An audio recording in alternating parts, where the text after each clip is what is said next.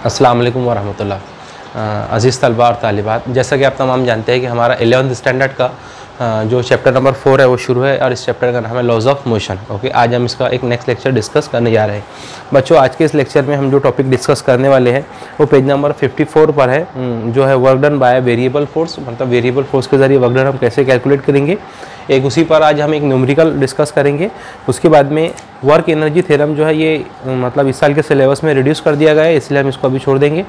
Principle of conservation of linear momentum भी reduces है, इसको भी हम छोड़ देंगे, ठीक है। और फिर डायरेक्ट जब हम आते हैं पेज नंबर 58 पर, तो वहाँ पर एक टॉपिक है जो बहुत इंपॉर्टेंट है, कोलिजन्स, ठीक है। कोलिजन और उसके टाइप्स ये हम आज इंशाल्लाह डिस्कस करने वाले हैं। तो आइए आज के इस लेक्चर की हम शुरुआत करते हैं, ठीक है।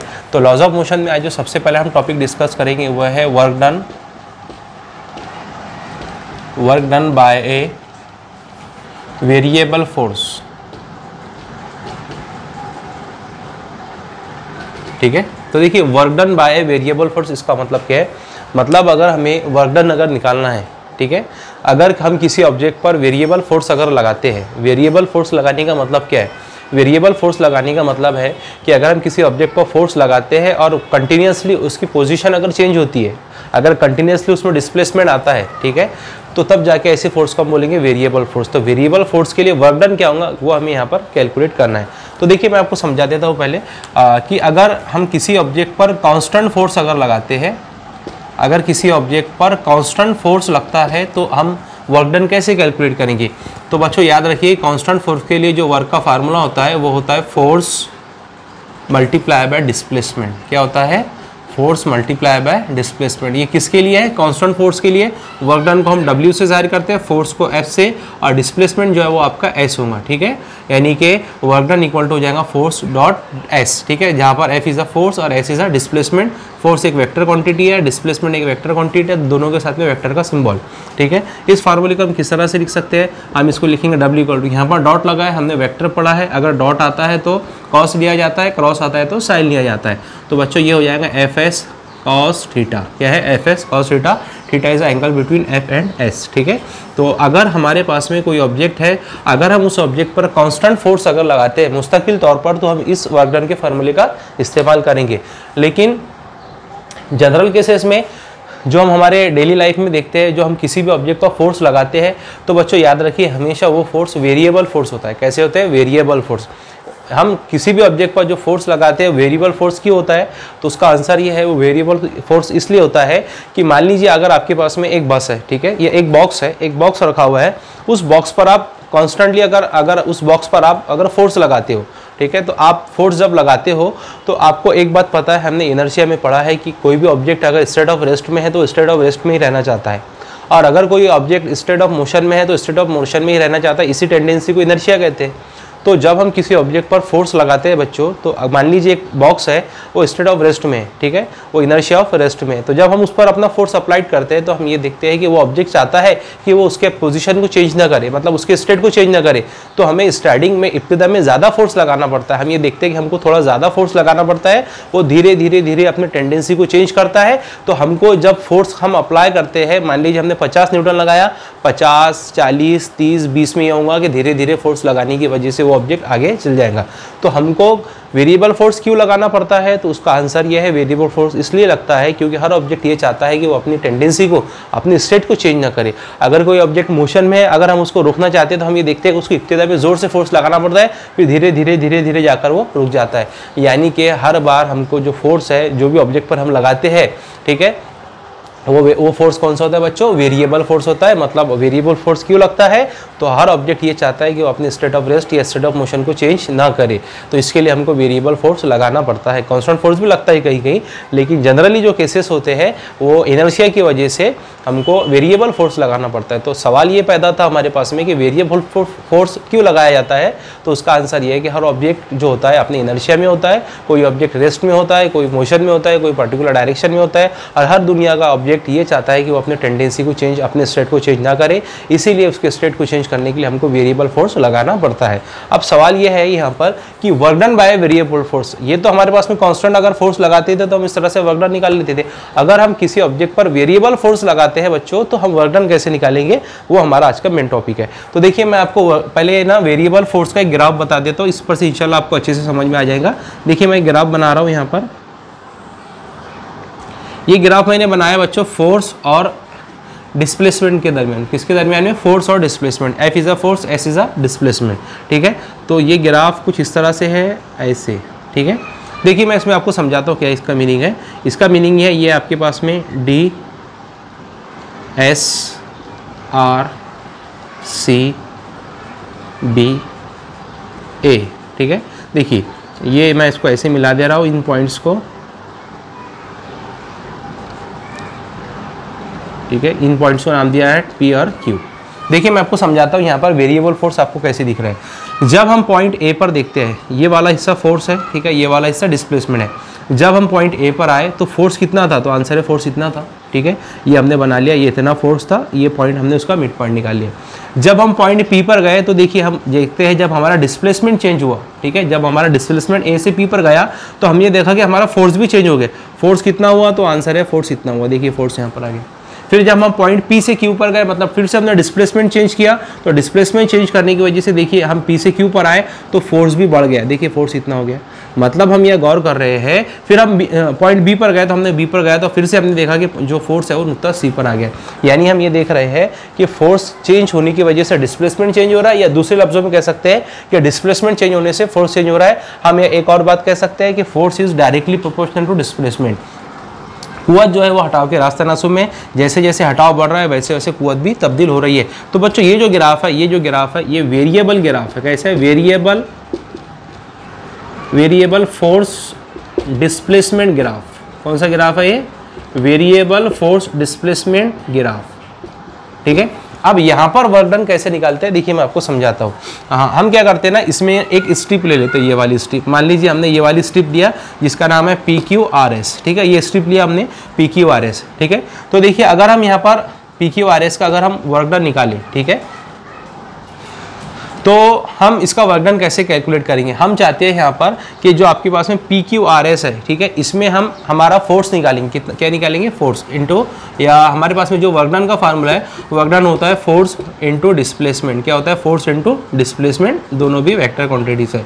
यानी कि W इज इक्वल्स टू, देखिए यहाँ पर फोर्स क्या है। अगर हम देखें PQRS स्ट्रिप में, कौन सी स्ट्रिप ले रहे हैं हम यहाँ पर स्ट्रिप ले रहे हैं बच्चों PQRS। कौन सी स्ट्रिप, PQRS। तो अगर हम यहाँ पर फोर्स देखें तो फोर्स कितना है, तो अगर हम यहाँ गौर करें, फोर्स ये है बच्चों, P से लेकर S तक यहाँ पर क्या है, फोर्स है। तो हम यहाँ लिख देंगे PS, ठीक है, इनटू। अब यहाँ पर बताइए डिस्प्लेसमेंट कितना है, तो डिस्प्लेसमेंट अगर हम देखें तो डिस्प्लेसमेंट ये आपके पास में PQ, ठीक है। ये फोर्स है PS और डिस्प्लेसमेंट कितना है, PQ। तो हम ये लिख लेंगे डिस्प्लेसमेंट PQ, ठीक है। यानी कि W इज इक्वल्स टू, अगर हम गौर करें तो बच्चों ये है इसकी लेंथ इस स्ट्रिप की, और ये इसकी ब्रीथ, यानी कि L मल्टीप्लाई बाय B, यानी कि W is equals to L into B क्या होता है, एरिया। L इंटू B क्या होता है, एरिया होता है। यानी कि हमने यहाँ पर वर्क डन कैसे निकाला, तो वर्क डन जो है ये है वो पर्टिकुलर एरिया, ठीक है। यानी PQ स्ट्रिप में जो वर्क डन हो रहा है वो उसके एरिया के इक्वल होता है। किसके इक्वल होता है, एरिया के, ठीक है। चलो ये भी बात हमको समझ में आती है। अब ना हम चाहते हैं कि हमारा ये जो फोर्स इंटू डिस्प्लेसमेंट है ये हम निकालें। ये हम कैसे निकालेंगे, तो देखिए अगर हम क्या करते हैं, पहले यहाँ पर एक small amount of work done लेते हैं। तो हम स्मॉल जहाँ पर अपनी लेंगे हम वहाँ पर बच्चों इस्तेमाल करेंगे DW। क्या इस्तेमाल करेंगे, DW। DW is a small work done between PQRS strip, ठीक है। एक और यहाँ पर हमको फोर्स, तो आपका हमेशा जो वो फोर्स जो है वो F ही रहेगा। और डिस्प्लेसमेंट जो हमको लेना है बच्चों, देखिए यहाँ पर डिस्प्लेसमेंट बहुत छोटा हुआ है P से लेकर Q पर, तो डिस्प्लेसमेंट को हम यहाँ लिखेंगे DS। DS is a small displacement, ठीक है। ये आपके पास में फार्मूला आ चुका है F.ds, ठीक है। हम इसको इस तरह से भी लिख सकते हैं, DW equal to F.ds cos theta, ठीक है। ये भी हम एक हमारे पास फॉर्मेट है। लेकिन ये तो हुआ बच्चों स्मॉल वर्क डन, ठीक है, F.ds। ओके ये स्मॉल वर्क डन है PQRS के लिए। अगर मुझे पूरा होल बॉडी का वर्क डन अगर निकालना है तो हमेशा याद रखिए, अगर होल बॉडी का वर्क डन निकालना है तो हम यहाँ लगाएंगे इंटीग्रेशन। क्या लगाएंगे? इंटीग्रेशन। ओके जब हम इंटीग्रेशन लगा देंगे तो इसकी लिमिट लगा देंगे S1 से लेकर S2 तक, ठीक है। एक पर्टिकुलर हमने लिमिट लिए, मतलब ये वाला पॉइंट आपका S1 है, ये वाला पॉइंट आपका S2 है, तो लिमिट कहाँ से कहाँ तक लिए? S1 से S2 पर, यानी कि DW। अच्छा अब इंटीग्रेशन DW जो होता है वो W होगा और F को बाहर ले लीजिए। इंटीग्रेशन ऑफ DS जो होता है बच्चों S होता है और इसकी जो लिमिट है ये S1 और ये है S2, ठीक है। यानी कि work done is equal to force, और ये लिमिट को कैसे पुट करते हैं हमेशा? Upper limit minus lower limit, तो मतलब ये हो जाएगा आपके पास में S2 माइनस S1, ठीक है। ये है आपके पास में वेरिएबल फोर्स निकालने का तरीका। यानी अगर हमारे पास में वेरिएबल फोर्स निकालना है हमको, तो हम हमेशा क्या करेंगे? ये वाले फार्मूले का इस्तेमाल करेंगे, यानी कि जो होगा DW equal to F multiply by F dot DS या FDS cos थीटा। ओके फिर हमने यहाँ पर क्या किया? अपने लिमिट को पुट किया, तो हमारे पास में क्या आ गया? W equal to F S2 minus S1। तो ये है कांस्टेंट फोर्स और ये है वेरिएबल फोर्स निकालने का तरीका। पहले एक छोटे से एरिया के लिए निकालिए, ठीक है। एक छोटे से एरिया के लिए हमने निकाला पहले, तो पहले एक छोटे से एरिया के लिए निकाल लीजिए, फिर उसको इंटीग्रेट कर लीजिए, उसकी एक पर्टिकुलर लिमिट डाल दीजिए अपर लोअर से लेकर, या एक पर्टिकुलर S1 से लेकर S2 तक, जो भी आपके क्वेश्चन के अंदर आपको लिमिट दी रहेगी वो लिमिट डाल दीजिए, आपके पास में वेरिएबल फोर्स निकल जाएगा, ठीक है। तो ये दोनों फार्मूले याद रखिए, बहुत काम आने वाले हैं। ये फार्मूला तो बहुत काम आता है, ये भी फार्मूला वर्क हमेशा जब भी हम फिजिक्स से डील करते हैं तो work done equal to force multiply by displacement, ये तमाम फार्मूले आपको इस्तेमाल करना पड़ता है। यहाँ पर मैं आपको एक इंटरेस्टिंग बात बता देता हूँ, जो बहुत ही अच्छी सोचने वाली बात है, कि फिजिक्स जो है वो एक यहाँ पर एक बात आपको बताता है, वो ये है, समझिए। जैसे दो शख्स है, फिजिक्स के अकॉर्डिंग मैं इस फार्मूले की मुनासिबत से आपको बता रहा हूँ कि अगर दो शख्स है, एक शख्स के पास में मैंने 5 किलो का वेट दिया, 5 किलोग्राम वजन है उसके पास में, और वो 5 किलोग्राम वजन को यहाँ से लेकर उस दीवार तक जा रहा है, ठीक है। और एक दूसरा शख्स है, मैंने उसके पास में 50 किलो का वेट दे दिया, तो अकॉर्डिंग टू फिजिक्स दोनों में से कौन वर्क कर रहा है? तो आंसर है अकॉर्डिंग टू फिजिक्स दोनों में से वर्क वो कर रहा है जो 5 किलो का वेट लेकर जा रहा है। ये 50 किलो वाले का क्या है? तो आंसर है 50 किलो वाले के पास में हमने वेट तो दे दिया, लेकिन 50 किलो वाले का जो डिस्प्लेसमेंट है वो क्या है? 0। अगर 0 को फोर्स से मल्टीप्लाई कर देंगे तो वर्क डन क्या हो जाएगा? 0। यानी अगर उसके अंदर डिस्प्लेसमेंट नहीं आता है तो वर्क डन क्या होता है? 0 होता है। और 5 किलो वाला जो छोटा सा वजन लेकर एक मुकाम से दूसरे मुकाम पर जा रहा है, अपने पोजीशन को चेंज कर रहा है, ठीक है, अपने अंदर डिस्प्लेसमेंट क्रिएट कर रहा है, तो वो वर्क डन कर रहा है। और जो शख्स 50 किलो का वेट लेकर खड़ा है उसका वर्क डन क्या है? 0। तो ये एक इंटरेस्टिंग बात है फिजिक्स की, मैंने आपको बता दी। खैर, आपके पास में ये वेरिएबल फोर्स का ग्राफ है, ओके। ये अगर कांस्टेंट अगर फोर्स होता है तो ये वर्क डन का फार्मूला है, और अगर वेरिएबल फोर्स होता है तो ये वर्क डन के फार्मूले का आप इस्तेमाल कर सकते हो। टेक अ स्नैपशॉट, इस पर हम एक न्यूमेरिकल करेंगे, अभी आपको समझ में आ जाएगा। हाँ देखिए, अभी इस वर्क डन पर बच्चों हमारे इस टेक्स्ट बुक में एक न्यूमेरिकल है, वो आज हम न्यूमेरिकल सॉल्व करेंगे। जैसे कि आप तमाम को पता है, जो मेरा ऑफलाइन स्टूडेंट्स हैं, हम हमेशा हर टॉपिक पर क्वेश्चन न्यूमेरिकल सॉल्व करते थे। तो आज हम एक पहला न्यूमेरिकल सॉल्व करेंगे जो हमारे वेरिएबल फोर्स के ऊपर मुनहसिर है, ठीक है। पेज नंबर 55 है हमारा, पेज नंबर 55 पर एग्जाम्पल नंबर 4.4 है। ये ऑलरेडी सॉल्व है तो मैं इसको सॉल्व करवा रहा हूँ। देखिए सवाल क्या है, ओवर ए गिवन रीजन, मतलब दिए गए इलाके में अ फोर्स इन न्यूटन, मतलब फोर्स जो न्यूटन में दिया गया है, वेराइज, और वो जो चेंज हो रहा है मतलब वेरिएबल फोर्स है, और उसकी जो वैल्यू दी गई है F = 3x² - 2x + 1, यानी कि एक वेरिएबल फोर्स दिया गया है, वो है कितना है? वो है आपके पास में 3x² - 2x + 1, ठीक है। ये किस में दिया गया है? न्यूटन में दिया गया है। और ये कौन सा फोर्स है? Variable force 3x² - 2x + 1। आगे सुनिए, इन दिस रीजन, मतलब इस रीजन में एन ऑब्जेक्ट, मतलब इस इलाके में an object is displace from, एक ऑब्जेक्ट है जो डिस्प्लेस, मतलब ऑब्जेक्ट का डिस्प्लेसमेंट दिया गया है x1 20 सेंटीमीटर, x2 40 सेंटीमीटर। मतलब एक पर्टिकुलर एरिया में एक ऑब्जेक्ट का डिस्प्लेसमेंट जो है वो x1 से x2 पर गया, तो x1 पर जब वो था तो वो 20 सेंटीमीटर पर था, और x2 पर जब था तो कितने पर? 40 सेंटीमीटर पर। अगर ये न्यूटन में है तो उसको मीटर में करना पड़ेगा। ये हो जाएगा 0.2 मीटर और ये हो जाएगा 0.4 मीटर, ठीक है। चलो, ये हमारे पास में हो चुका है। अब आगे हमको क्या बोल रहा है? Calculate the amount of work done. आपको क्या निकालना है यहाँ पर? W कैलकुलेट करना है कि वर्क डन कैसे कैलकुलेट करता है। देखिए, मैंने अभी आपको फार्मूला बताया, अगर वेरिएबल फोर्स है तो आपके पास में क्या फार्मूला इस्तेमाल होगा? F = integration of F dot DS, ठीक है। इंटीग्रेशन की लिमिट कहाँ से कहाँ तक है? x1 से लेकर x2 तक, ठीक है। मतलब वो x1 पर इनिशियल पोजीशन पर था, ये उसका फाइनल पोजीशन है, यानी कि W = okay integration of x1 से लेकर x2 तक। और f की वैल्यू कितनी है आपके पास में? ये आपके पास में 3x² - 2x + 1 और इंटू DS, ठीक है। अच्छा, तो ठीक है, देखिए अब मैं इसको सॉल्व करवा देता हूँ। देखिए यहाँ पर हमको इंटीग्रेशन ऑफ 3x² लेना है। इंटीग्रेशन ऑफ 3x का स्क्वायर इंटू dx। तो हमेशा याद रखिए इंटीग्रेशन जब लेते हैं तो x की पावर जो भी है उसको एक बढ़ा देते हैं, उसी से डिवाइड कर लेते हैं। तो ये जाएगा 3x क्यूब डिवाइडेड बाय 3, मतलब 3 कैंसिल, तो यहाँ क्या बचेगा, यहाँ बचेगा w=x का क्यूब, ठीक है, माइनस।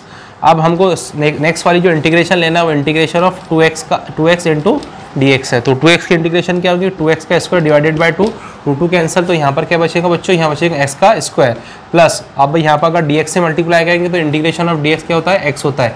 और x1 लिमिट कहाँ से कहा था कि x1 से लेकर x2 तक, तो x1 आपके पास में कितना है, x1 आपके पास में 0.2 है और x2 आपके पास में कितना है, 0.4 है, ठीक है।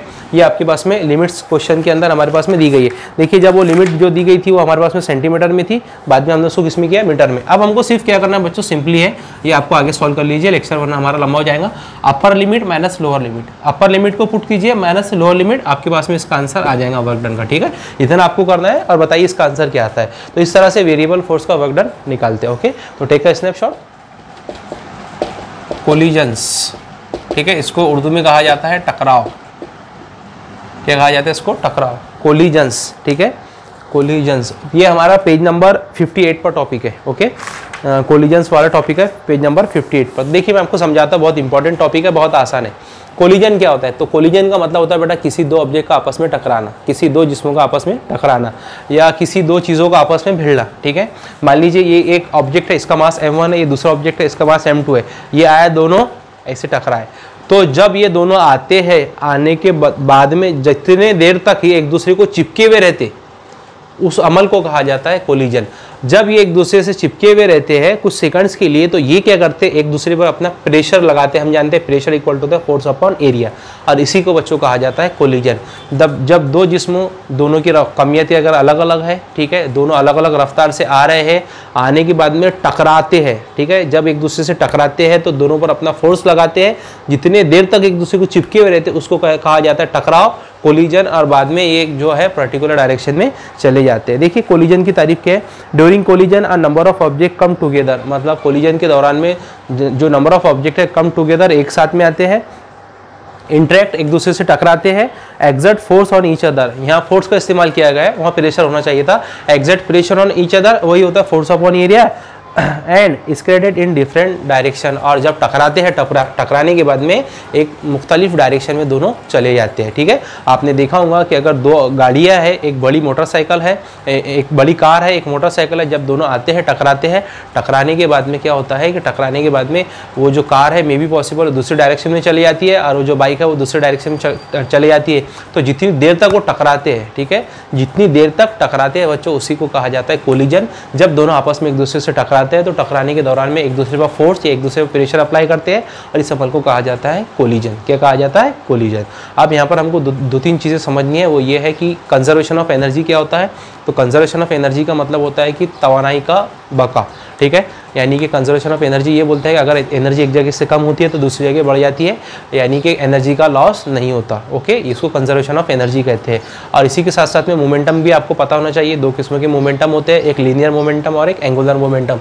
लीनियर मोमेंटम जो होता है मास और वेलोसिटी का प्रोडक्ट होता है, और एंगुलर मोमेंटम जो होता है उसको अगर हम r से मल्टीप्लाई कर दिया जाए तो जो सर्कुलर मोशन में होता है उसको एंगुलर मोमेंटम कहा जाता है।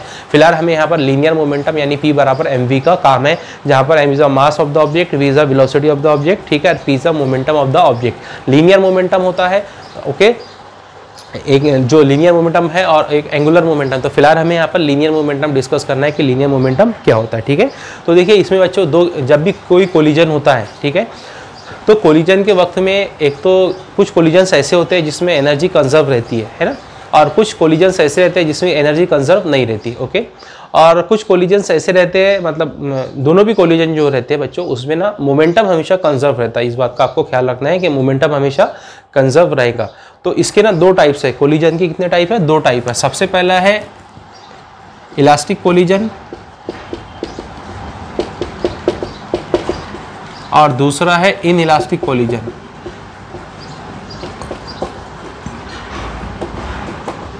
पहला कौन सा है, इलास्टिक कोलिजन, और दूसरा है इन इलास्टिक कोलिजन, ओके।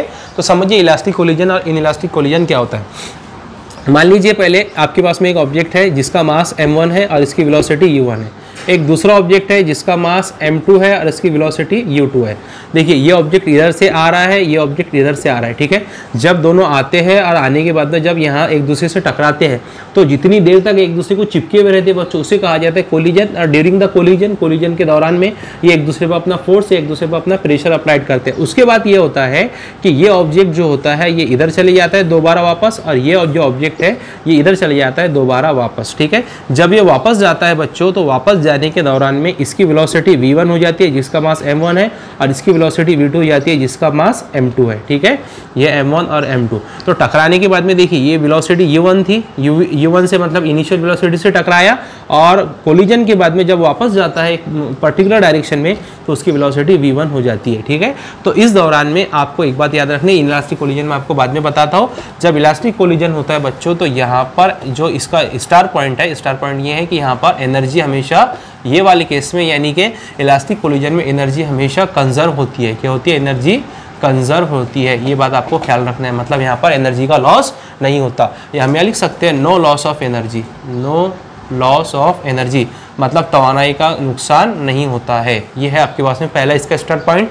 इसका दूसरा स्टार्ट पॉइंट बच्चों ये है कि जब इलास्टिक कोलिजन होता है तो इलास्टिक कोलिजन के दौरान में मोमेंटम यानी कि एंगुलर मोमेंटम, ठीक है, जिसको हम पी से ज़ाहिर करते हैं, वो भी हमेशा बच्चों जो होता है वो कंजर्व होता है। और दोनों भी केसेस में इलास्टिक में इन इलास्टिक में दोनों में भी हमेशा मोमेंटम जो होगा वो कंजर्व होगा। ये इसका सेकंड स्टार पॉइंट है। ओके, तो पहला पॉइंट क्या है? एनर्जी कंजर्व होती है, नो लॉस इन एनर्जी, और मोमेंटम हमेशा कंजर्व रहता है। और उसके बाद में जो काइनेटिक एनर्जी होती है, इसकी काइनेटिक एनर्जी भी क्या होती है? काइनेटिक एनर्जी भी यहाँ पर कंजर्व होती है in case of elastic collision. तो जब दो ऑब्जेक्ट एक दूसरे से टकराते हैं, टकराने के बाद में मुख्तलिफ डायरेक्शन में अलग अलग वेलोसिटी से चले जाते हैं, तो इस दौरान में एनर्जी का लॉस नहीं होता। मतलब कोलिजन में, इलास्टिक कोलिजन में मोमेंटम कंजर्व रहता है, काइनेटिक एनर्जी भी कंजर्व रहती है। अगर ऐसा है तो देखिए हम एक मसावात लिखेंगे, मैं इसको आपको समझाता हूँ।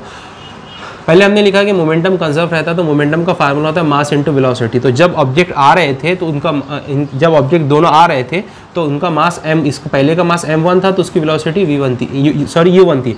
यह है मोमेंटम का formula, mass into velocity, plus इधर से जो दूसरा ऑब्जेक्ट आ रहा था वो तो मास m2 और उसकी velocity u2 is equals to किसके होगा?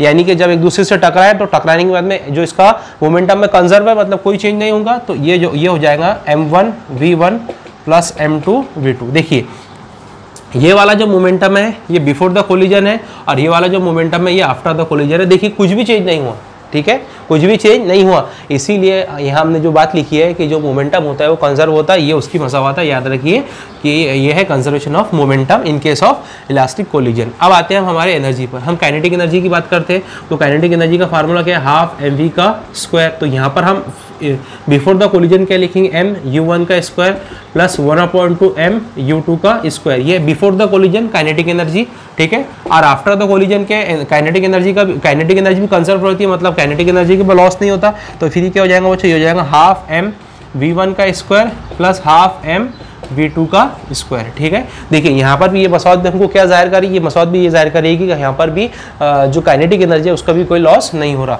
तो इन दोनों मसौदों से हमको समझ में आता है कि जब भी इलास्टिक कोलिजन होता है, तो हमेशा मोमेंटम भी कंजर्व रहता, काइनेटिक एनर्जी का भी लॉस नहीं होता, और हमेशा एनर्जी कंजर्व रहती है। लेकिन मैं आपको इसके ताल्लुक से एक खास बात बता दूँ, ये जो दोनों मसौदे इसने यही चीज़ प्रूफ की है, लेकिन मैं आपको बता दूँ कि ये इलास्टिक कोलिजन जनरली होता नहीं है हमारे अतराफ में। हमेशा जो कोलिजन होता है वो इन इलास्टिक होता है, क्योंकि इलास्टिक कोलिजन में हमने क्या बोला कि एनर्जी का लॉस नहीं होता। लेकिन ये पॉसिबल ही नहीं है कि कोई ऑब्जेक्ट का कोलिजन हो और उसका एनर्जी का लॉस नहीं हो। तो जनरली ये हमारे केसेस में हमको नहीं मिलता, जो केसेस में मिलता है वो इन इलास्टिक कोलिजन मिलता है।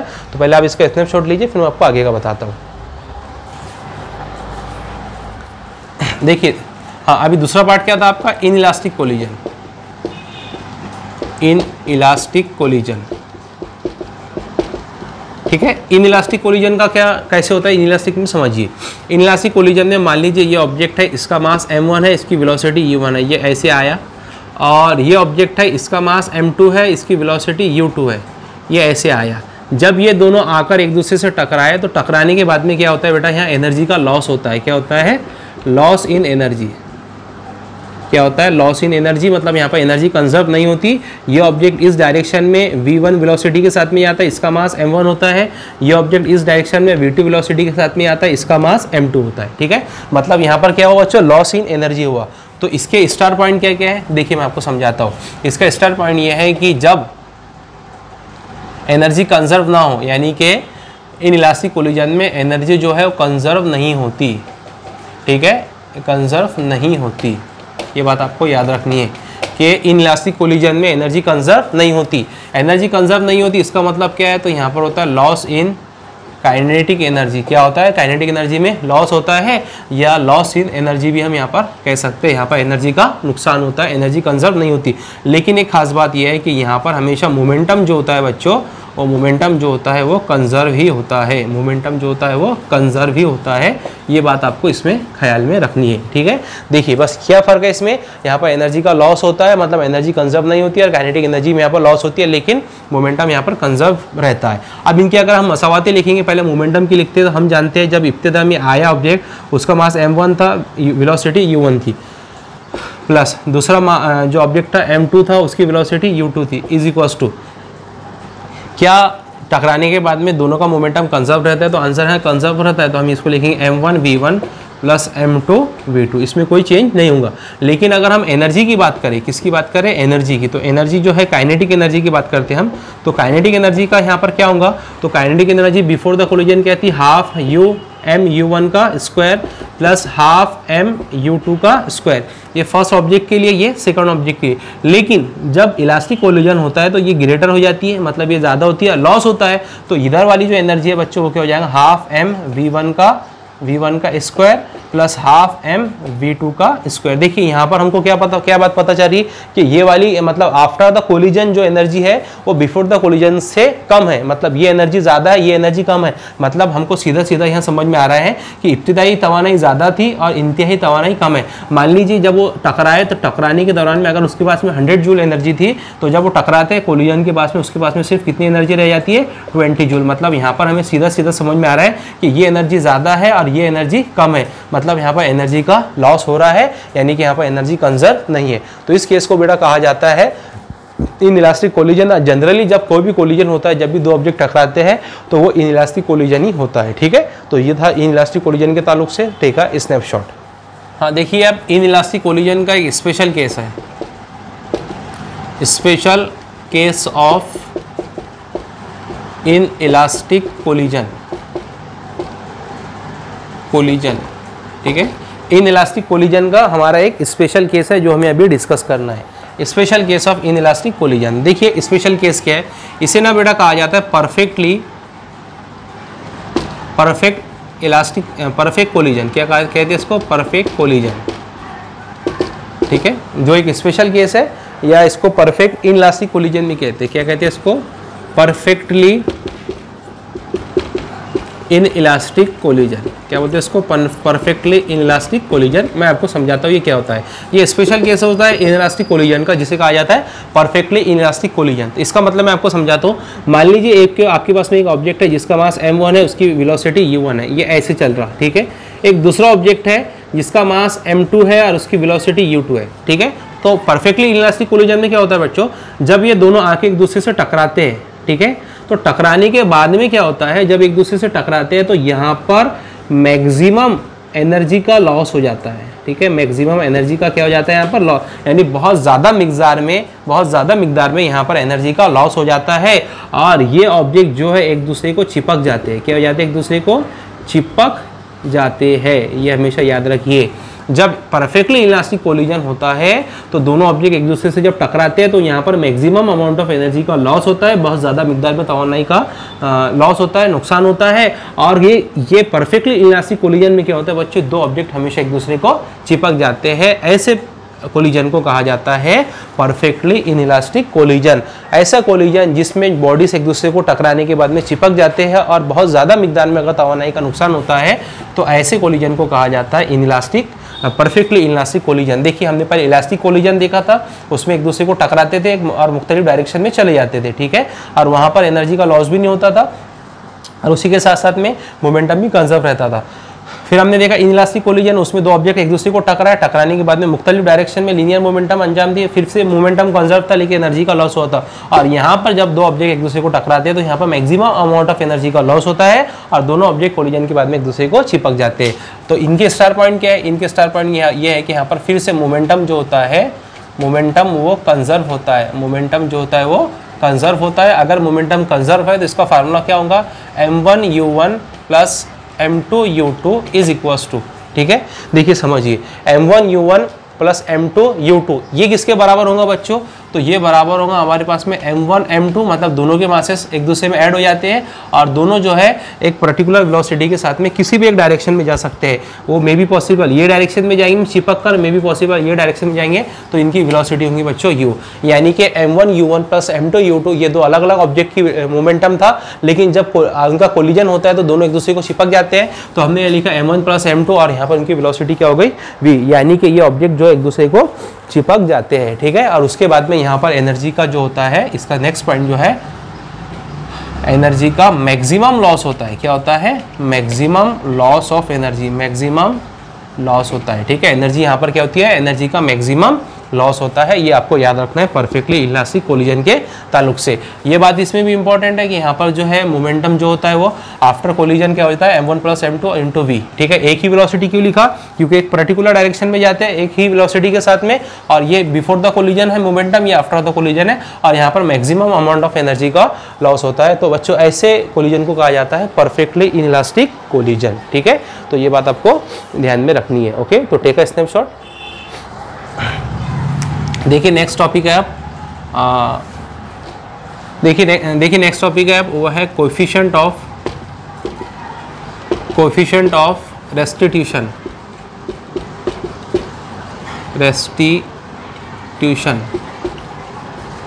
ठीक है। Coefficient of restitution, coefficient of restitution को बच्चों याद रखिए, इसको ई से जाहिर किया जाता है।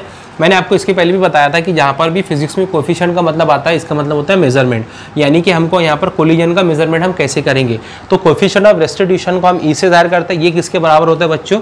तो ये एक रेशियो होता है किसके बराबर? माइनस ऑफ, ठीक है, ये एक रेशियो होता है minus of VS upon VA या VS अपॉन UA। मैं आपको समझाता हूँ इसका मतलब क्या है। कोएफिशिएंट ऑफ रेस्टिट्यूशन को इससे जाहिर किया जाता है, ये एक रेशियो होता है किसके दरमियान में? Negative to the velocity after the collision और वेलोसिटी बिफोर द कोलिजन, मतलब कोलिजन के बाद की वेलोसिटी का रेशियो, कोलिजन के बाद की वेलोसिटी और कोलिजन के पहले की वेलोसिटी का अगर हम माइनस के साथ में अगर रेशियो ले लें, उसका अगर तनासुब ले लें, तो बच्चों इसे कहा जाता है कोएफिशिएंट ऑफ रेस्टिट्यूशन। क्या कहा जाता है? Coefficient of restitution. ये आपके टेक्स्ट बुक में इस तरह से है, for collision of two object the negative of ratio of relative velocity. हाँ, इसको क्या कहा गया? रिलेटिव वेलोसिटी ऑफ सेपरेशन, मतलब टकराने के बाद में जब एक दूसरे से दूर जाते हैं तो उस वक्त जो रिलेटिव वेलोसिटी उठती है to the relative velocity of approach, यानी टकराने के वक्त में, तो यार सॉरी टकराने के पहले। तो ये वाली वेलोसिटी, ये वाली जो रिलेटिव वेलोसिटी है ये आफ्टर द कोलिजन है, ये वाली जो वेलोसिटी है बिफोर द कोलिजन है। हम इसको कैसे लिख सकते हैं? हम हमेशा वेलोसिटी का फार्मूला कैसे लिख सकते थे? हम इसको इस तरह से लिख सकते हैं, E equal to minus VS, मतलब टकराने के बाद में उसकी वेलोसिटी क्या होती है। तो हम बच्चों इसको ऐसे लिख सकते हैं, देखिए हम इसको लिख सकते हैं V2 माइनस V1। क्या लिख सकते हैं इसको? V2 माइनस V1, मतलब फाइनल वेलोसिटी मतलब इनिशियल वेलोसिटी, मतलब हमने क्या लिखा है यहाँ पर? VS equal to V2 minus of V1, final velocity और इनिशियल वेलोसिटी। इसी तरह से हम बिफोर द कोलिजन क्या लिख सकते हैं? UA equal to U2 minus of U1, ठीक है। तो यहाँ क्या रख देंगे हम? U2 माइनस ऑफ U1, यानी कि हम इसको किस तरह से लिख सकते हैं आगे चल के? E इक्वल टू, ये माइनस को उधर लेके चल जाओ, ये हो जाएगा आपके पास में, अगर इसको पलट देंगे फ्लिप कर देंगे तो ये हो जाएगा V1 minus V2 divided by U2 minus of U1। ये वो फार्मूला है बच्चों जिसकी मदद से हम कोएफिशिएंट ऑफ रेस्टिट्यूशन को कैलकुलेट करते हैं, जो किसके बराबर होता है? Minus of relative velocity after the collision to the relative velocity before the collision, मतलब कोलिजन के बाद में जो रिलेटिव वेलोसिटी होती है वो और कोलिजन के पहले जो वेलोसिटी होती है वो, उनका अगर हम तनासुब, उनकी अगर निस्बत ले ले तो वो क्या कहलाता है? Coefficient of restitution. बाद में हमने लिखा VS जो है V2 माइनस V1, इसको फ्लिप कर दिया, यहाँ पर माइनस था तो ये हो जाएगा V1 माइनस V2 और divided by U2 minus U1। ये वो फार्मूला है जिसकी मदद से हम कोएफिशिएंट ऑफ रेस्टिट्यूशन को कैलकुलेट करते हैं, ठीक है। यहाँ पर हम क्या लिख सकते हैं? यहाँ देखिए ये V1 माइनस V2 जो आपके पास में, ये क्या है? V1 माइनस V2 जो आपके पास में, ये वो वेलोसिटी है जो आफ्टर द कोलिजन है, और ये वो वेलोसिटी है जो बिफोर द कोलिजन है। तो बच्चों इसे कहा जाता है coefficient of restitution. Coefficient of restitution जो होता है एक रेशियो होता है, किस किस के दरमियान में होता है, तो relative velocity after the collision to the relative velocity before the collision, और बाद में हमने फार्मूला निकाला E = V1 - V2 divided by U2 - V1, ये है आपके पास में कोफिशिएंट ऑफ रेस्टिट्यूशन।